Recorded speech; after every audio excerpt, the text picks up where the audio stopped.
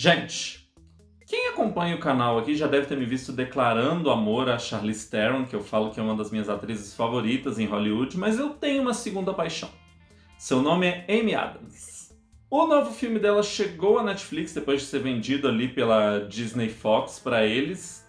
A recepção estava bem ruim, mas como fã eu fui lá conferir para ver se era esse diabo que estavam pintando mesmo, e hoje eu conto para vocês o que eu achei dele. Vamos de review de A Mulher na Janela. Bora lá?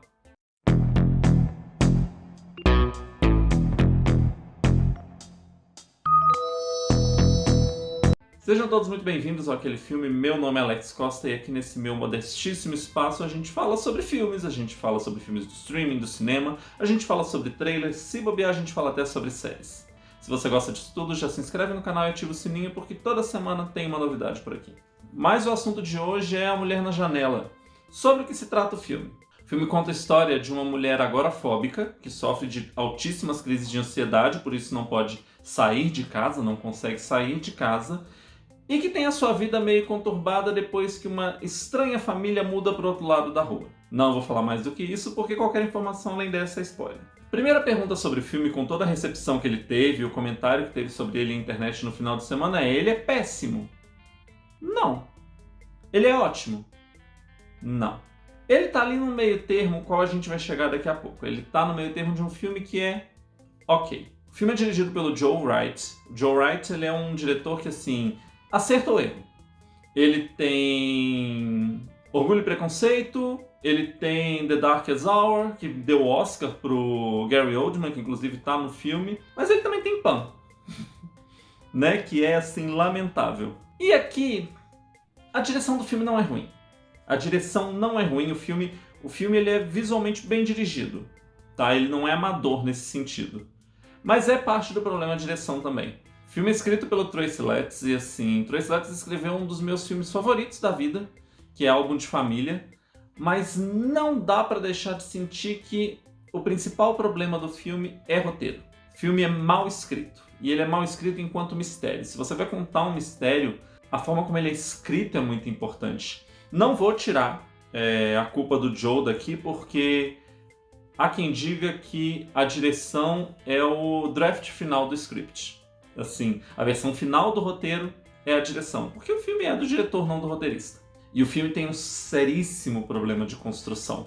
O principal problema dele é a construção. Assim, ele tenta desenvolver um mistério, ele começa bem. Ele começa muito bem, na verdade, atmosférico, dando ali as suas pistas. E ele segue te prendendo o filme todo porque as primeiras revelações de mistério que ele vai fazendo são revelações que ele te deu dicas ao longo do filme. Então, quando chega naquela conclusão, se você tem um pouco mais de experiência em assistir filme como eu, você prevê algumas delas. Mas quando ele revela, você fala: ah, beleza, isso estava aqui, aqui, aqui. Ele inclusive te mostra. Mas ele vai se perdendo ao longo do filme porque cada plot twist que vem, ele consegue explicar menos. E ele deu menos pistas ao longo do filme sobre ele. Quando você chega no último plot twist do filme, o grande final do filme, é uma coisa que não foi evidenciada o filme inteiro. Então você fica: poxa, porque assim, um bom mistério, ele não pode te entregar o final, ele não pode te entregar o que está acontecendo, mas ele tem que ter te dado pistas sobre. Você não resolve o mistério sem nada. E pro plot final ele não deu. Mas ele tem muito essa questão de que vários dos primeiros plots ele consegue entregar, ele conseguir criar uma atmosfera, então ele vai te prendendo.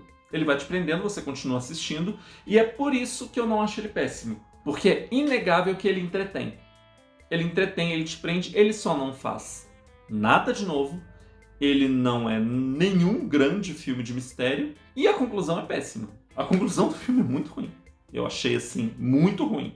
Toda a sequência final do filme, mal construída, não sei como chegamos ali, se desenvolve de uma maneira meio forçada, meio, assim, real. Não gostei. Mas então, como é que fica? Ele é bom ou ele é ruim? Há quem diga que um filme, para ter uma boa recepção do público, é mais importante ele terminar bem do que ele começar bem. Porque se ele começa mal, ele vai conquistando o público ao longo do filme. Se ele termina mal, é a decisão final do público sobre ele. E terminar um filme é a coisa mais difícil de se fazer. Eu sou incapaz de dizer que ele é ruim, mas eu sou incapaz de dizer que ele é bom também. E é aí que a gente fica nesse dilema. Uma informação que talvez ajude a entender o que aconteceu com esse filme para quem não acompanha muito esse mundo de cinema, de bastidores, o filme foi muito mal recebido nos testes que fizeram com o público de exibição.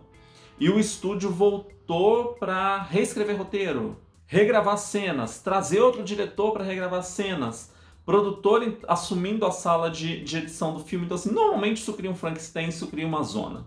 E tá muito claro que isso aconteceu. E tá claro que a Disney e a Century Studios sabiam que o resultado era impossível de se salvar e por isso que venderam o filme. É mais incrível ainda quando, assim, você tem um diretor que teve bons filmes, você tem um roteirista que teve bons roteiros por aí, você tem um casting absurdo e você não consegue entregar um filme de alto nível, porque assim, o casting do filme é absurdo. Não só tem a Amy Adams no papel principal, e assim, ela é muito competente, então com o material que ela recebe, ela entrega.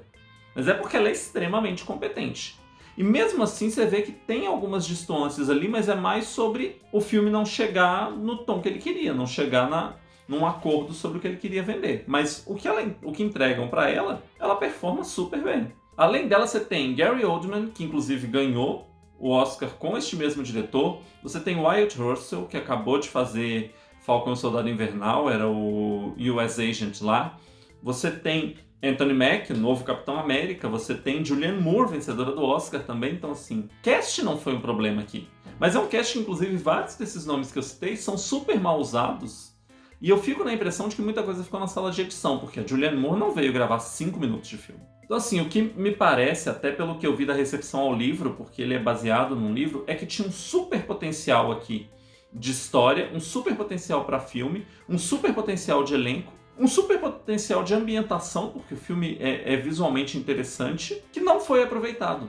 E ele perde várias oportunidades. Tem um momento do filme em que é mostrado algumas vezes que a protagonista é fã de filmes clássicos. Em vez de aproveitar isso para levar no meio das paranoias dela, não, o filme coloca isso lá gratuitamente.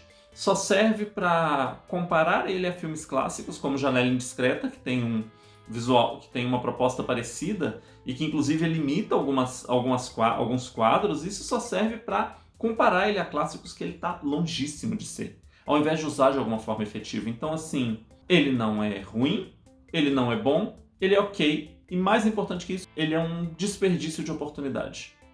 Foi essa a sensação que eu fiquei. Infelizmente.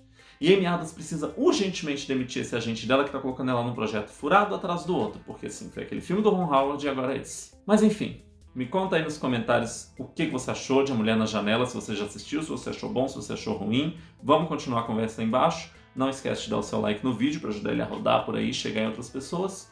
E eu volto na próxima. Tchau, tchau.